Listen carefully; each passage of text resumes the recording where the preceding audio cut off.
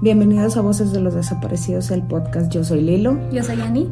Y el día de hoy tenemos como invitada a la licenciada Yesca Garza, coordinadora del CRI. Hola Yesca, ¿podrías presentarte por favor? Claro que sí. Yo soy Yesca Garza Ramírez y soy coordinadora general del Centro Regional de Identificación Humana en Coahuila. Gracias por acompañarnos el día de hoy, Yesca. Nos da mucho gusto que nos dieras un poquito de tu tiempo para entrevistarte. Al contrario, gracias a ustedes. Quisiéramos comenzar, Yesca, que si nos podrías contar qué es el CRI y cómo fue que nació.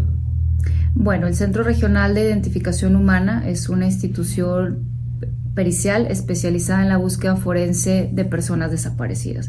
Es una institución que se gesta desde las ideas de las familias y colectivos que tienen un ser querido desaparecido en Coahuila, y todos los esfuerzos forenses, presupuestales e institucionales con los que contamos están estrictamente enfocados en la búsqueda forense de personas desaparecidas. ¿Cómo fue el trabajo y la cercanía con las víctimas en este ejercicio y los avances en la identificación?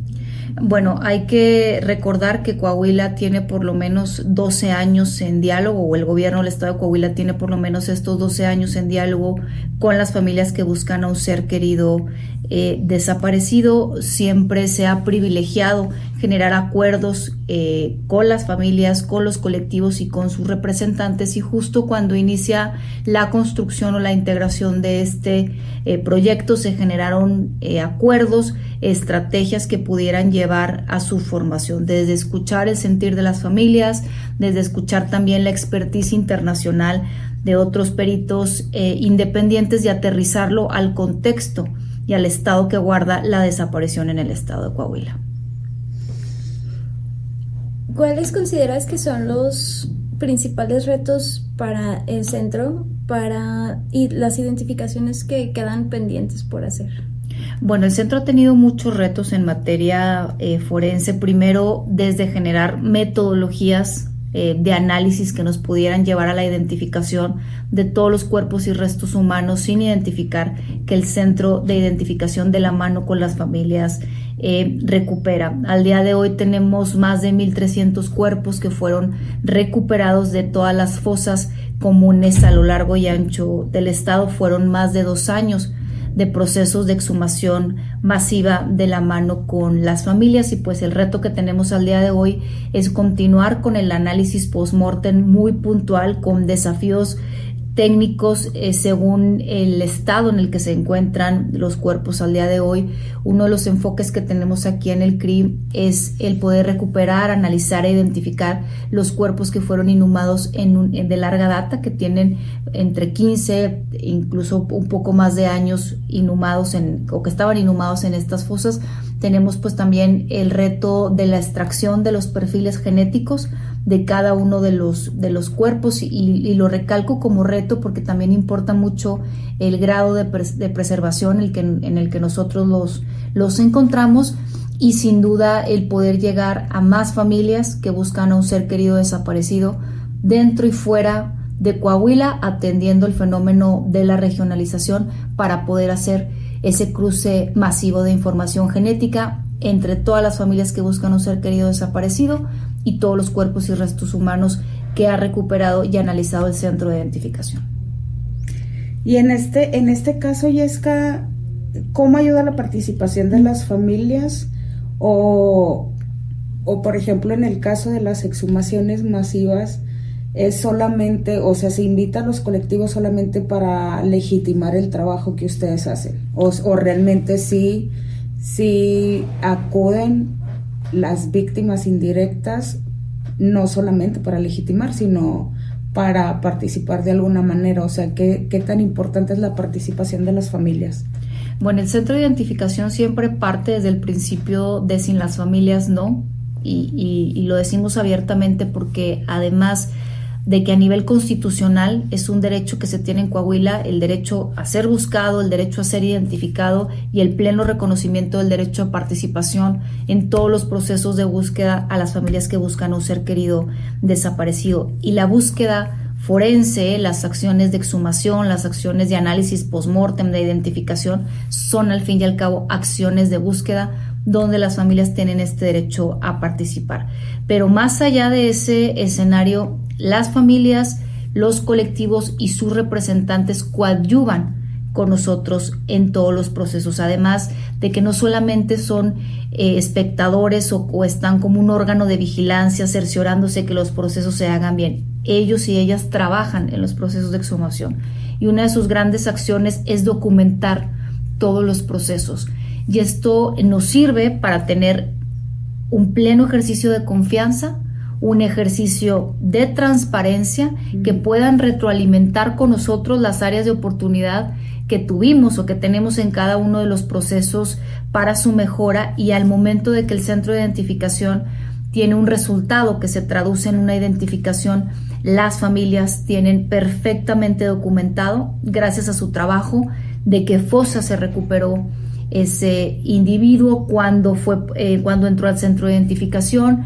todo el tratamiento forense que se le dio, y nos ayudan también a transitar con las familias que están organizadas como no organizadas para que conozcan los trabajos del centro de identificación. Las familias fueron parte de las exhumaciones documentando, y ese fue el trabajo en conjunto del centro con las familias. Pero ahora que ya no hay exhumaciones, ¿cómo es ese trabajo en conjunto con las familias para que siga habiendo ese vínculo de que se sientan cercanos a los procesos? Bueno, el Centro de Identificación sin duda es una institución de puertas abiertas. Siempre reconocemos que la idea del Centro de Identificación viene de las familias. Más allá de los procesos de exhumación, continuamos con los procesos de recuperación de cuerpos y restos humanos que se advierten de fosas de inhumación clandestina. Es ahí lo que conocemos como los procesos que se hacen de la mano con las madres y los padres buscadores. Hay una agenda muy puntual con algunos colectivos que trabajan desde esta trinchera de búsqueda. Además, también en ciertos casos, las familias vienen al centro de identificación a conocer cuál es el proceso de análisis post-mortem y de extracción de perfiles genéticos, entre muchas otras acciones que hacemos con las madres y con los padres buscadores. Ok. Quisiera cambiar un poquito del tema del centro, y si nos podrías platicar para ti y que nos explicaras sobre la crisis forense que hay en el país. Bueno, la crisis forense, primero que nada, es un escenario que cualquier gobierno estatal y el propio gobierno federal tiene que reconocer. Sí vivimos una crisis forense de muy larga data. Creo que uno de los grandes aciertos en el caso de Coahuila fue reconocer el problema y que teníamos que generar de la mano con las víctimas una solución. Más allá de acciones de búsquedas como tal, todos los cuerpos de personas sin identificar que se encuentren en un estado, ya sea competencia local o competencia federal, tienen que tener un protocolo de análisis para poder llegar a su identificación. Se han generado acciones muy puntuales, no solamente en Coahuila, también en otros estados, primero en este ejercicio de reconocimiento de la crisis forense, de asumirlo como una problemática a resolver en los gobiernos locales. El centro sin duda es una herramienta que ayuda a atender la crisis forense, pero se tienen que generar también acuerdos muy puntuales con las instituciones encargadas para terminar con esa situación y que los cuerpos de personas sin identificar del día a día no se vayan a traducir también en una problemática de larga data. Pero hay que reconocerlo, ese sería como mi sentir a nivel institucional, y generar estas acciones a través de estas herramientas que actualmente se tienen en el país. Mencionabas ahorita, Yesca, que una de las partes importantes de la creación del CRI es principalmente el reconocimiento que hace el gobierno de Coahuila de que existe una crisis forense por todas las circunstancias que se dieron digo, no es que haya dejado de existir el crimen organizado, pero creo que hubo un periodo de tiempo entre 2009 y 2013 en el que era muy intenso. Entonces,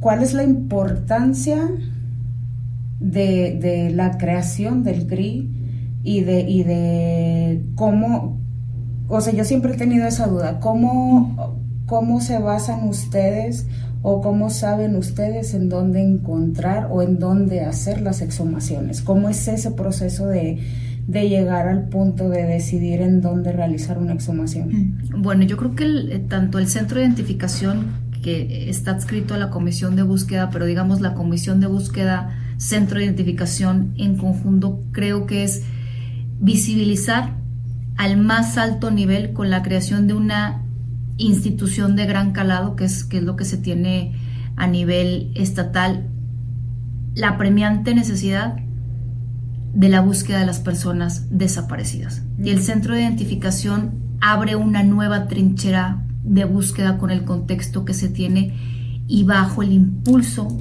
de las familias con la lógica que les caracteriza, con la especialización y preparación que han tenido, mostraron al gobierno del estado una ventana de búsqueda. Si estaban incrementando los cuerpos de personas sin identificar y estaban incrementando los números de personas desaparecidas, había algo ahí que teníamos que explorar. Entonces, primero, yo creo que la comisión de búsqueda del centro es el reconocimiento más alto de la problemática y de la atención inmediata que puede tener el gobierno estatal. ¿Cómo sabemos dónde explorar? También yo lo manejaría en dos vertientes. Primero, en los casos de fosas de inhumación clandestina, en la mayoría de los casos han sido las familias, han sido las madres y los padres buscadores quienes han guiado al Estado con información tal vez extraoficial que ellos y ellas han obtenido para poder explorar o prospectar ciertos puntos en campo abierto. Y en el caso de las fosas comunes se hizo un análisis muy puntual de la mano también con la Fiscalía General del Estado sobre todas las carpetas de homicidios que advertían un cuerpo de una persona sin identificar, tanto de un homicidio culposo como de un homicidio doloso. Se hizo una sistematización de esta información. En los panteones municipales que advertían fosa común, se hizo una prospección muy puntual con la tecnología que tiene el centro de identificación a través del área de arqueología. Propusimos a las familias una metodología de intervención y una vez que hubo este acuerdo, hicimos posible la recuperación masiva de los cuerpos y restos humanos. De la cantidad de restos que recuperaron, ahorita, ¿cuál es el porcentaje que llevan de identificados? Bueno, sí, yo lo manejaría más por número de personas identificadas porque continuamos con el análisis. Nosotros tenemos un número mínimo de individuos según el procedimiento arqueológico. Recuperamos por lo menos 1,300 cuerpos que se advertían de más de 770 fosas comunes en el estado, pero al hacer el análisis antropológico y genético, este número varía. Si encontramos un fragmento, un hueso suelto, una parte del cuerpo que no articula anatómicamente con una osamenta o con un cuerpo, se tiene que hacer un procedimiento más a profundidad y determinar cuál es el número mínimo de individuos. Pero al día de hoy, de la mano con las familias, hemos logrado la identificación de las primeras 102 personas que ya en su mayoría han regresado a casa. Con los casos de ahora, el 2024, estamos en el procedimiento de notificación y de preparación a las familias para que puedan recibir la noticia de alto impacto. Ahorita que hablas justo de cuando ya se realiza todo el proceso de recuperación de los restos después de la identificación, a mí me gustaría, Yesca, preguntarte ¿cómo lo manejas tú? O sea, tú personalmente, ¿cómo manejas ese tema? ¿Qué tan difícil es para ti el tener que comunicarle a una familia? Digo, en mi caso, obviamente yo quiero encontrar a mi hermano, de la manera en que sea, pero quiero encontrarlo. Pero a ti como funcionaria y como coordinadora de este centro de identificación, ¿qué provoca en ti el tener que darle la noticia a una familia de que su familiar está, o sea, que ya lo encontraste? Bueno, yo creo que a nivel profesional y en la investidura de la coordinación general de este centro, primero implica una gran responsabilidad. Cuando nosotros notificamos a una persona es porque tenemos la más amplia certeza técnica de que hemos localizado lamentablemente sin vida a una persona que se encontraba desaparecida. Son procesos que asumimos con muchísima responsabilidad, no nada más yo como coordinadora, sino todo el equipo.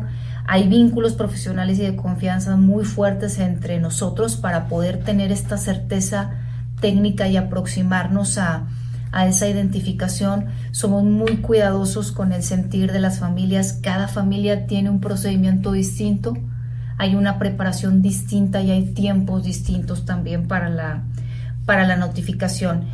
A nivel personal, pues hay dos situaciones, ¿no? Primero, el decir, estamos cumpliendo, estamos dando ese resultado debido a que las familias depositan la confianza en mi equipo, la confianza en mí, de sí estar haciendo los procesos.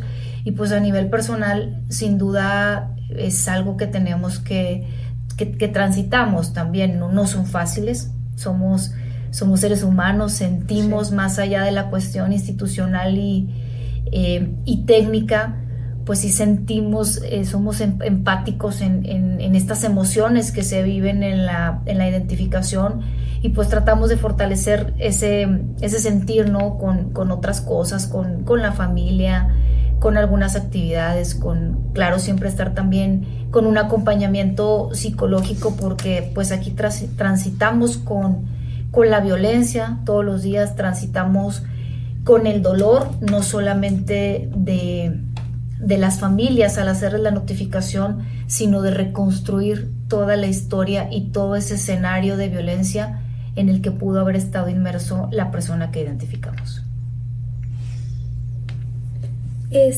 Yo considero que una parte primordial para lograr la identificación de todas las personas que fueron recuperadas es que las familias de las personas desaparecidas den sus muestras genéticas. Entonces me gustaría que nos dieras la invitación con una explicación del por qué es importante, para que los que no conozcan que existen este tipo de centros o que no sepan que hay este tipo de trabajo, puedan sentirse en confianza de ir a entregar su muestra. Incluso yo lo llamaría que es casi imposible identificar a las personas que hemos recuperado si no tenemos las muestras referenciales de las familias. En el centro de identificación implementamos desde el principio de la búsqueda generalizada lo que llamamos como enfoque masivo. Buscamos a todas las personas desaparecidas desde el ámbito post-mortem al mismo tiempo. Generamos procesos a gran escala, así como recuperamos cuerpos, restos humanos y extraemos perfiles genéticos. Documentamos en cualquier parte del país a las personas que tienen un ser querido desaparecido. Claro, siempre bajo ese enfoque, hipótesis que su último contacto pudo haber sido en tránsito en Coahuila o en alguno de los estados de la región.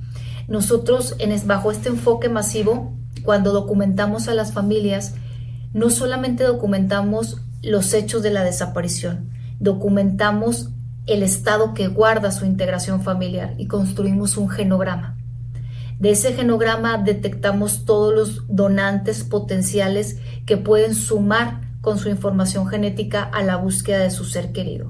Por ejemplo, si tenemos a mamá y papá, la información genética es suficiente, pero si solamente tenemos un hijo o una hija, extraemos el perfil de los hijos, pero extraemos también el perfil de la mamá para saber qué carga genética le hereda la mamá. Entonces hacemos un análisis de toda la familia, sacamos las muestras referenciales, las ordenamos por grupos familiares y utilizamos un sistema que es conocido como énfasis. Este sistema en inglés se llama Mass Fatality Identification System, que nos habla un poco en la traducción de un sistema de identificación masiva tras un evento de fatalidad, por así decirlo.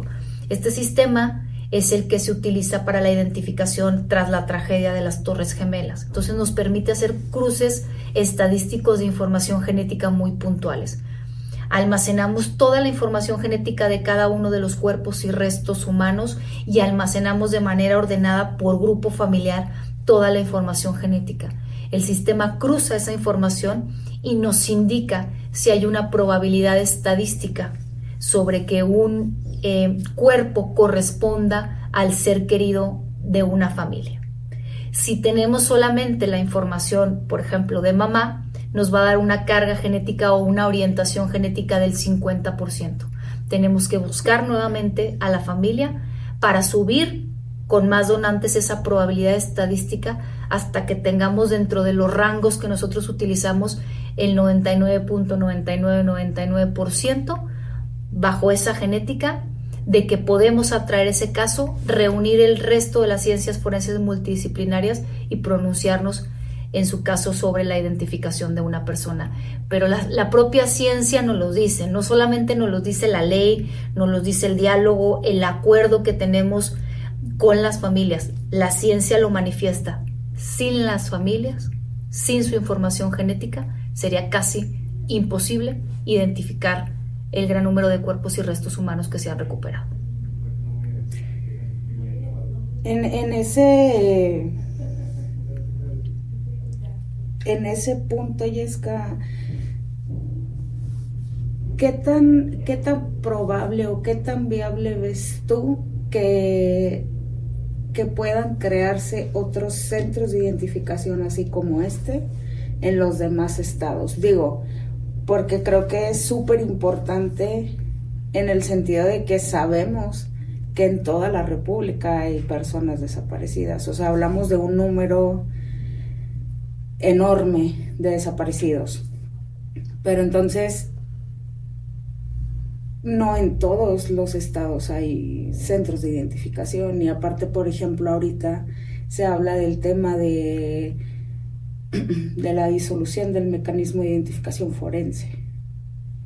¿Cómo planean, o sea, cómo planea el gobierno manejar esta crisis desapareciendo ese mecanismo?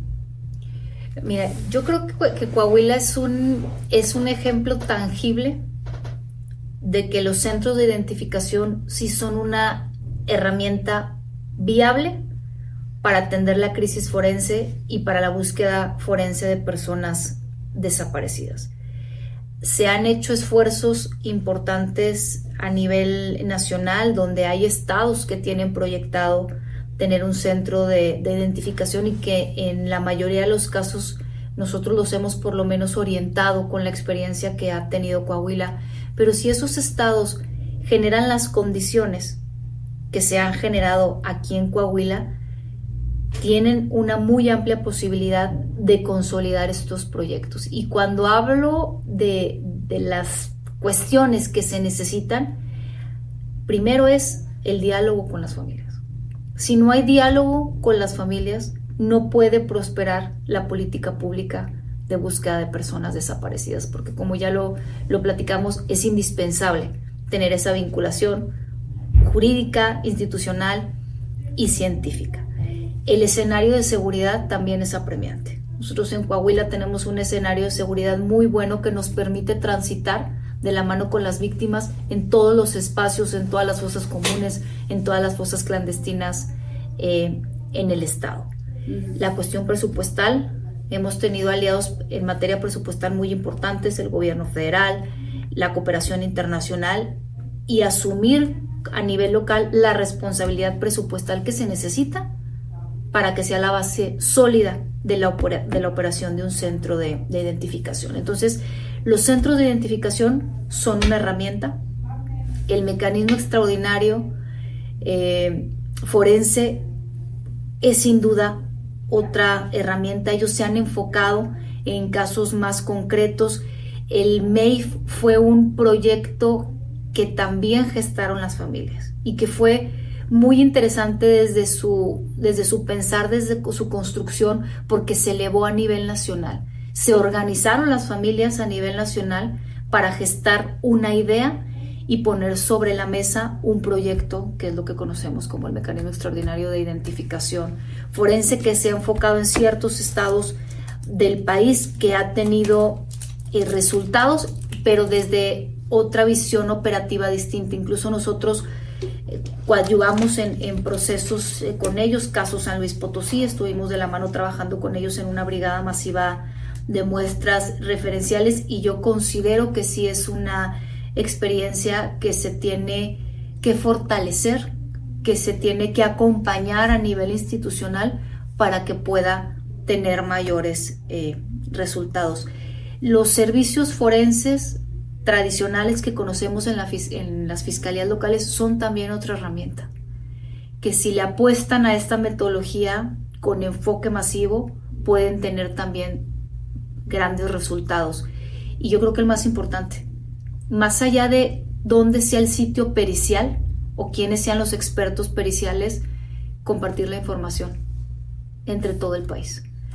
Si nosotros logramos tener como país, tener acuerdos institucionales entre las autoridades de procuración de justicia de nivel local, a nivel federal, los servicios forenses, porque hay servicios forenses que están dentro de las fiscalías, hay servicios forenses que son autónomos, que están en otras secretarías de Estado, y todos estos esfuerzos que hemos hecho con los centros de identificación, con el Mecanismo Extraordinario de Identificación Forense, y logramos de manera ordenada, con una trazabilidad correcta, compartir la información genética, la información pericial, podemos generar hipótesis a gran escala que si le damos un seguimiento puntual podemos tener mayores resultados. Ha sido complicado, por ejemplo, el trabajo de las exhumaciones, porque es prácticamente andar en todo el estado, pero en base a eso, y aparte de que en otros estados no hay un centro de identificación,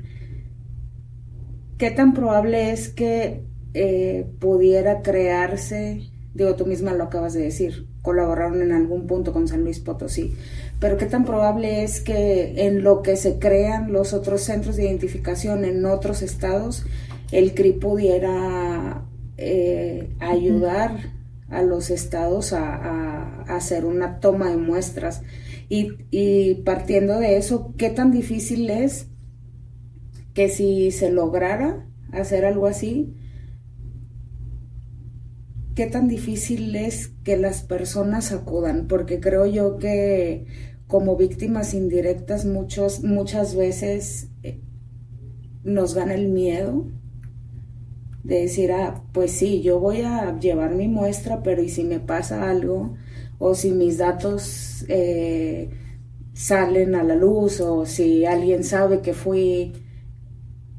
Y, o sea, creo que en parte esa es una parte del miedo de las víctimas indirectas, y la otra parte es que llegue un momento en el que recibas una llamada en donde te digan que identificaron a tu familiar. Mira, aquí que creo que hay varios puntos a resaltar.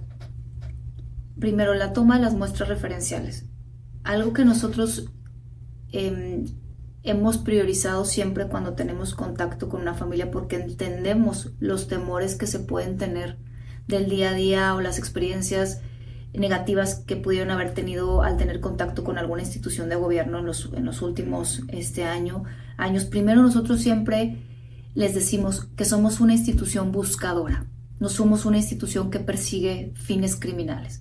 Por lo tanto, no se necesita siquiera una denuncia para poder acercarse al centro de identificación.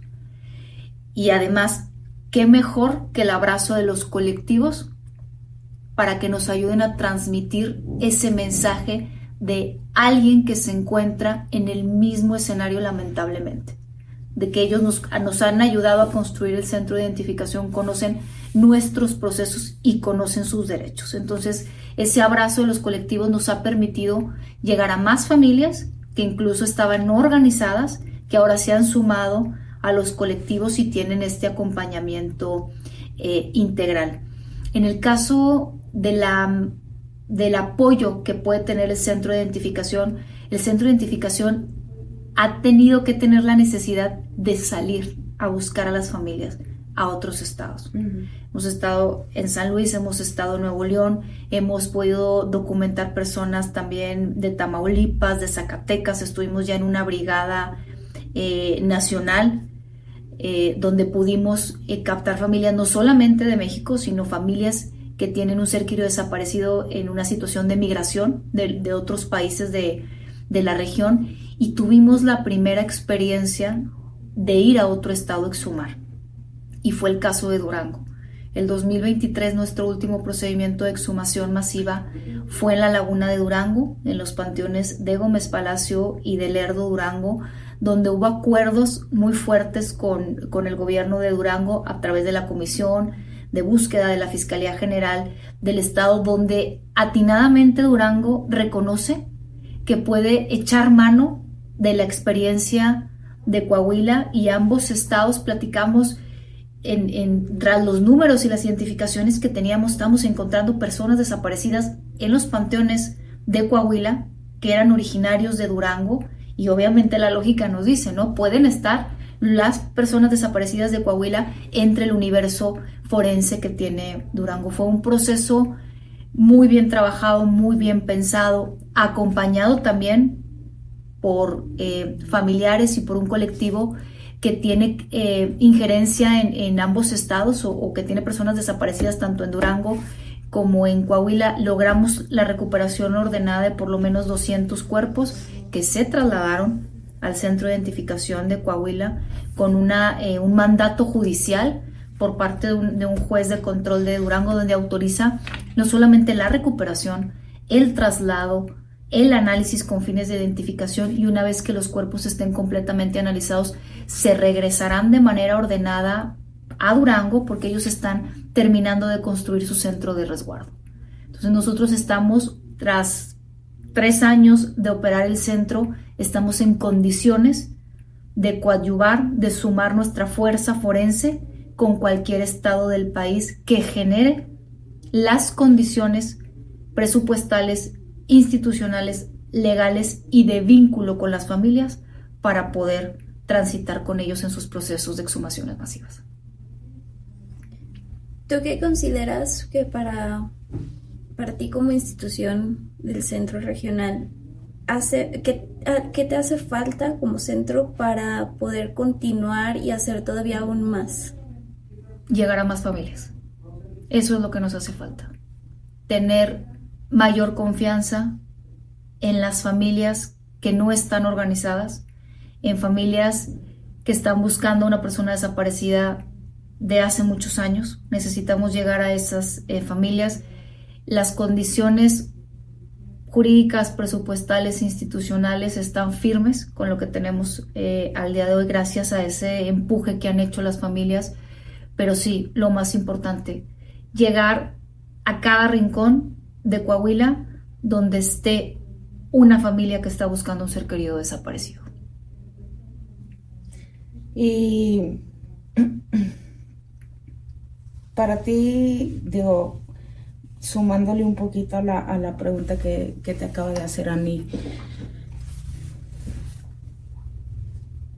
¿qué tan, o sea, cuánta preparación han necesitado ustedes, o sea, tu equipo forense, tu equipo, digo, yo he hecho 2 visitas aquí al CRI como recorrido. Creo que hablando de la confianza y hablando de poder atraer a más familias sin que tengan el temor de acercarse a ustedes, o sea, ¿cómo ha sido el proceso de preparación de todo tu equipo forense? Mira, yo creo que la preparación nunca termina. La actualización continua es indispensable, porque nos enfrentamos todo el tiempo a escenarios nuevos y más desafiantes en la parte técnica. Cuando nosotros integramos el centro de identificación, las familias atinadamente hicieron un llamado cuando iniciamos el proceso de selección de mis compañeros peritos, que fueran perfiles que contaran con las bases técnicas que te da su formación profesional, arqueólogos, antropólogos, químicos, criminólogos, abogados, pero que no tuvieran el sesgo institucional de lo que ya se venía haciendo en México con los servicios forenses tradicionales, que pudieran aprender una nueva metodología, que es la apuesta que nosotros tuvimos, y también, además de obviamente su formación académica, uno de los requisitos que nosotros buscamos es que tuvieran esa apertura de aprender y que fueran perfiles humanistas que pudieran transitar de la mano con las familias y con las víctimas, ¿no? Que estuvieran dispuestos a escuchar las propuestas de las familias y que ellos tuvieran la capacidad de aterrizarlos en el día a día técnico para transmitir justo este ejercicio de transparencia y explicarles a las familias cuáles eran cada uno de los procesos. Creo que a nivel, además, recibimos el acompañamiento de inicio de la Fundación de Antropología Forense de Guatemala, con quienes fuimos muy disciplinados en el entrenamiento. Y además del entrenamiento técnico, ellos nos ayudaron a entender el tema de las notificaciones, de la entrega digna, del rol fundamental que tienen las familias en cada uno de los procesos. Y sí reconozco que el equipo con el que se cuenta el centro de identificación es un equipo que entre ellos mismos se motivan para seguir aprendiendo. Hay cursos, se les da la posibilidad de que acudan, hay peritos independientes que quieren, que nos invitan a cursos muy específicos, como ha sido el equipo de antropología argentino, el EAF, como ha sido la ISMP, que es la Comisión Internacional para Personas Desaparecidas. Aprovechamos también las invitaciones que se tienen a los cursos, y pues claro que también el equipo, con la experiencia que está adquiriendo, está generando también iniciativas de investigación que traducen en el día a día en sus procesos de identificación. No sé si quieras dar algún último mensaje, Yesca, para las familias, para que si en algún momento existe de nuevo una campaña para las muestras referenciales, que tengan la confianza de que se les va a tratar dignamente, y que además tengan la confianza de que si en algún momento su familiar es identificado, la noticia la van a recibir también de una manera empática, de una manera en la que puedan ellos manejarlo, tanto emocional como psicológicamente. Pues que pedirles más bien ese voto de confianza, que se acerquen con nosotros. El centro de identificación no solamente recibe a las familias, hay familias que nos dicen: yo no me puedo trasladar, puedo tal día, días y horas inhábiles. Nosotros acudimos a su domicilio. Si quieren primero conocer los procesos antes de acercarse a donar la muestra referencial, reiterarles que el centro de identificación es una institución de puertas abiertas, es una institución transparente, y que no hay manera de fortalecer la búsqueda forense con fines de identificación si no se tiene a las familias, para que nos ayuden a comprender a mayor nivel cada uno de los casos de sus seres queridos desaparecidos, y que nos ayuden también a identificar a las personas fallecidas que se encuentran en el centro de identificación. Pues te agradecemos mucho este espacio, esta entrevista que nos acabas de otorgar. Sabemos que eres una persona muy ocupada. No, pues un gusto. Pero nos da mucho gusto que viniste a compartir todo esto, que a lo mejor sí es información pública, pero que no necesitas investigarle mucho para saber todo esto, ¿no? Entonces, muchas gracias, Yesca. No sé si quieras agregar algo más. No, también te agradezco, como te dije en el inicio, que nos hayas brindado este espacio para poder platicar contigo. También como lo dice Ani, creo que Y yo creo que sí es un hecho que no muchos saben que existe el centro de identificación, pero pues un mensaje para las familias que tienen a alguien desaparecido, que sepan que está aquí el centro de identificación, que pueden acudir a dar una muestra si es que tienen a alguien en caso de desaparición. Y pues nada, te agradezco mucho la verdad la apertura que siempre has tenido con todos los colectivos y que nos hayas permitido compartir este momento contigo. Al contrario, muchas gracias a ustedes y ojalá a través de este gran proyecto que tienen podamos llegar a más familias, podamos fortalecer el vínculo de confianza para seguir buscándolos a todos y a todas. Muchas gracias. Hasta encontrarles. Un agradecimiento especial a nuestros colaboradores, el colectivo Búscame, el Centro de Colaboración Cívica, a Open Society Foundation, también un agradecimiento al Centro Regional de Identificación Humana y por último también un agradecimiento a Seventeen Studios. Hasta la próxima. Hasta la próxima. Bye.